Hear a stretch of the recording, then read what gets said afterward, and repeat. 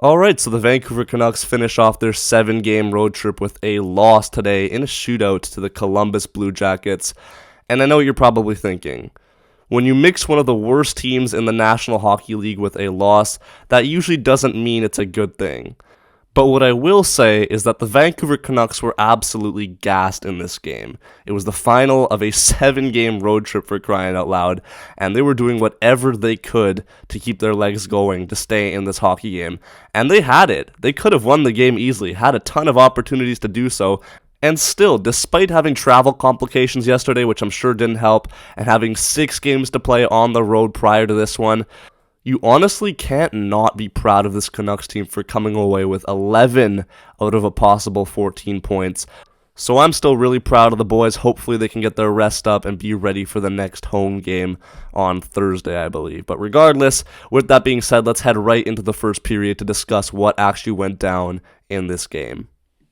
Now, despite the fact that I'm sure everyone thought the Canucks would be slow in this game, and they were near the end, the start was a completely different story. They were absolutely flying, which honestly caught me a little bit by surprise as they took an 8-0 shot lead over the Blue Jackets to start off the game before Miller found his way into the back of the net, a really unconventional goal that goes off a couple of Blue Jackets players and pinballs its way past Merzlikins and into the back of the net. Due to the 10 a.m. start, I had to watch this in class with a couple buddies to start it off, and when they scored, the boys were cheering, clapping, everyone was looking over, but it didn't matter. We were up 1-0, and everything was good. Only for a little bit, though, because the Blue Jackets come right back and score a goal of their own to tie the game up 1-0. Yegor Shinikov finds himself in front of the net and then goes around a sprawled-out DeSmith to put it into an empty cage, and the Blue Jackets, in short order, tie the game up 1-1. A little bit after that, we have ourselves the GOAT line in the National Hockey League right now of Bluger, Garland, and Joshua. These guys are unreal. They have even more success in this game. Joshua's fighting in the corner. Bluger gets the puck, centers it out to Garland, and he's alone, where he fires one by Merzlikins and gives the Canucks a 2-1 advantage. At the end of the first period, the Canucks, man, this is what I'm talking about with these chances. Really good opportunity to go up 3-1 heading into the first intermission with a lotto line here, banging away at it, but they're unable to get it by Elvis. A little bit unfortunate, but still really happy with the way they played in that first period. We head now into the second. Early on, the Jackets get themselves a power play where Voronkov gets on the end of a Boeser shot. It finds its way into the back of the net past Casey DeSmith, and the Jackets tied up 2-2. Wasn't too bothered by this one. Still a lot of games to be played. I was like, you know what? Whatever. It's cool. Now, Big Z must be buying DeSmith dinner tonight after he saves his bacon here. Loses the puck and the Blue Jackets have a breakaway, but DeSmith shuts the door. He was incredible tonight, and honestly, it was a really good display of goaltending, so I gotta give my man Casey the respect that he deserves. But anyways, moving forward, the Canucks have a power play. Miller over to Pettersson. He has a ton of room and then goes short side. A beautiful shot. Regains the Canucks lead and they go up 3-2 in this hockey game. And it stays that way until the second intermission. Now in the third, there's a little bit of a scramble behind the net in the Canucks zone. And then before I know it, the puck is in the net. Fantastic, but no, in all honesty, at this point, the Canucks were really running out of gas, but they were still working really hard. I got to give them a lot of props, but yeah, DeSmith just could not squeeze this one, goes short side there, and then Voronkov has himself his second goal of the game. For the remainder of regulation, the Canucks were pushing so hard to try and get themselves the go-ahead goal to win this game, but they just weren't able to do so, and before we knew it, we headed to overtime.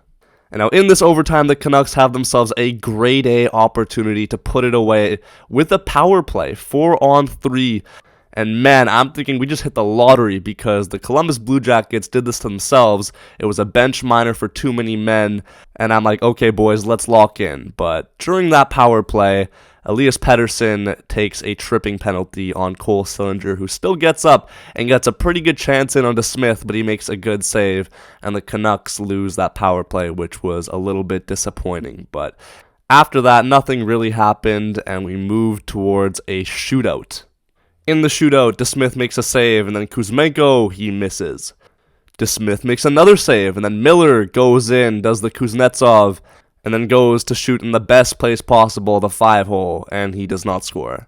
And then DeSmith tracks this puck so well, makes his third consecutive stop in the shootout, and Pettersson has a chance to win the game, and he goes 5-hole as well and misses. I really thought he had it, but hey, we've been leaning on PD a little bit too much as of late, so I'll let him off this time around. And then Marchenko pulls this out of nowhere, which, fair enough, it was a nice move, but kind of finessed DeSmith there. So the Blue Jackets go ahead, and then the Canucks have one chance left to tie the game up. And before they show who's shooting, I'm like, hey, Bess, you got it, bro. You're the top goal scorer on the team, 4th in the league. You got it. Let's go. And then they show Pius Suter, and I'm like, that's not Boeser. Whatever, maybe they saw something in practice, but whatever you do, don't go 5-hole because the previous 2 didn't work, and he goes 5-hole, and the Canucks lose the game. So, a little bit of a bad way to go out in this road trip, but it is what it is. It was successful overall, 5-1-1. I don't know why you don't have the best goal scorer in your team shooting in the shootout when there's 4 rounds, but hey, it's not up to me to do that. The Canucks play again on Thursday. Let me know your thoughts on this game in the comment section below. And yeah, man, I'll be sure to catch you in the next one. Make sure you like, comment, subscribe if you're new. And yeah, peace out and take care.